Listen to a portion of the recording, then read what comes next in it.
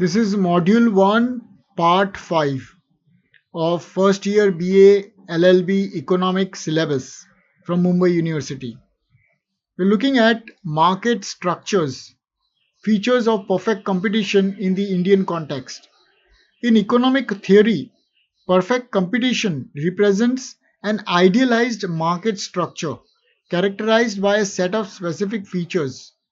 Though no market in India perfectly meets this criteria, elements of perfect competition can be observed in certain sectors, especially in rural and agricultural markets. The key features of perfect competition are: first, the large number of buyers and sellers. A perfectly competitive market has a large number of buyers and sellers, ensuring that no single participant can influence the market price. This feature can be observed in several Indian agricultural markets, particularly those that deal in perishable goods like fruits and vegetables, where numerous small farmers and buyers interact. Indian vegetable markets, for example, involve thousands of small scale sellers in local mandis or markets.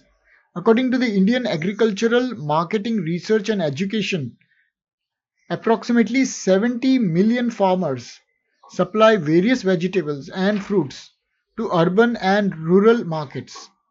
These sellers are price takers, meaning they accept market prices determined by the forces of supply and demand. Similarly, the milk market in India is competitive with millions of producers, particularly in states like Gujarat and Maharashtra, where milk cooperatives play a vital role. In 2023, India produced 198 million metric tons of milk, making it the largest producer of milk globally. Small producers contribute heavily to supply, but they have little control over pricing. Homogeneous products. In a perfectly competitive market, the goods or services sold are identical across all sellers, making it impossible for consumers to differentiate between products. This characteristics is evident in several agricultural markets and commodity exchanges in India, where the goods are standard and competition is based purely on price. For example, wheat and rice are examples of agricultural goods in India that are essentially homogeneous. In mandis across the country, wheat sold by different farmers is mostly of the same quality, making it hard for buyers to distinguish between them. Commodity exchanges like the National Commodity and Derivative Exchange (NCDEX) and Multi Commodity Exchange (MCX) also demonstrate this feature. For instance, gold traded on these platforms is a standardized product, and the price is determined by the market rather than the individual seller.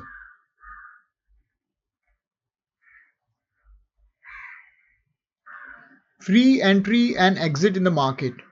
A characteristic of a perfect competition is that firms can freely enter or exit the market without any barriers. In India, while certain industries are subject to regulations, there are numerous markets, especially in agriculture and retail, where entry and exit are relatively easy. The Indian agricultural market is an example where entry is relatively easy for farmers. Farmers can enter the market without significant capital requirements, and many operate on small scales. The APMC Act, Agricultural Produce Market Committee, provides for the establishment of regulated markets where farmers can sell their produce freely, though challenges like high transaction costs still exist in some regions.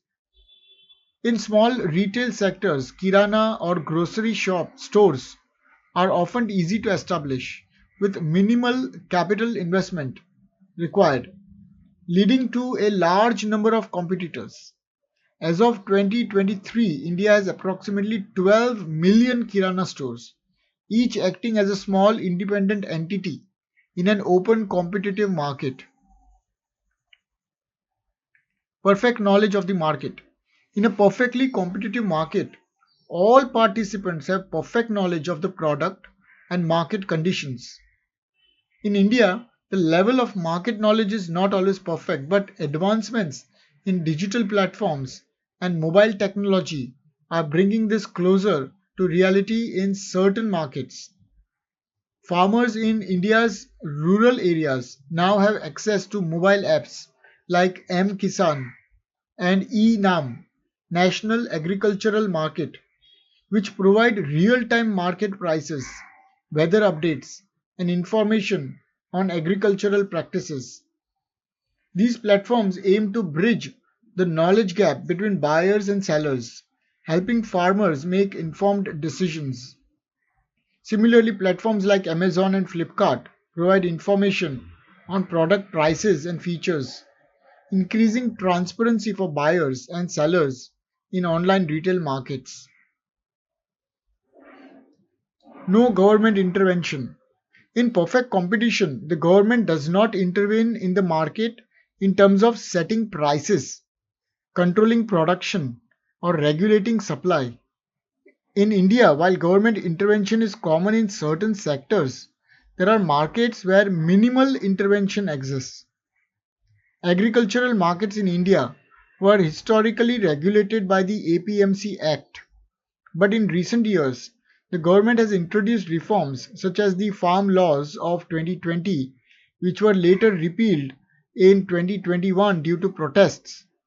These laws aimed at reducing restrictions and allowing farmers to sell directly to buyers outside regulated markets.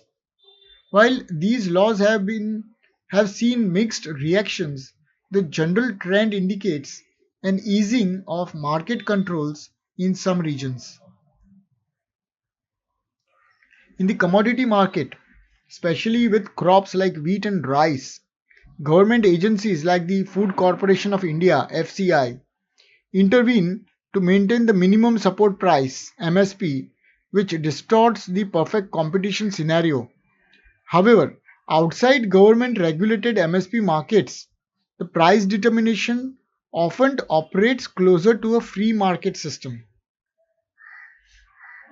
No transport costs or barriers to mobility.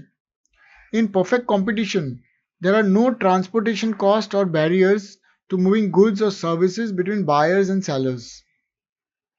This condition is partially met in certain sectors but faces challenges due to infrastructure issues, logistics costs, and geographic barriers.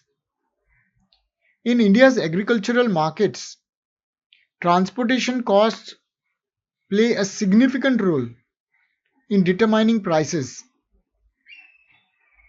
especially for perishable goods like fruits and vegetables. According to a 2023 report by Niti Aayog, transportation costs account for 15 to 20% of the total cost of agricultural products in India, which reduces the ideal condition for perfect competition.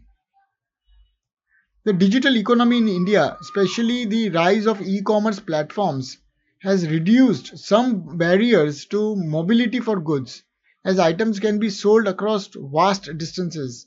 However, logistical challenges such as poor road networks in rural areas still pose significant barriers to the perfect competition ideal. Conclusion. The features of perfect competition can be found in specific sectors of the Indian economy, especially in agriculture and certain retail markets, where numerous small sellers provide homogeneous products. However, in practice, India's markets often have government interventions, transportation costs, and imperfect knowledge, which deviate from the theoretical model of perfect competition. Despite these deviations, ongoing digital transformation, market reforms, and policy changes are slowly nudging some sectors closer to the ideal conditions of perfect competition. Thank you very much for listening. Do consider subscribing if you haven't and share the link with your friends. Take care. Bye bye.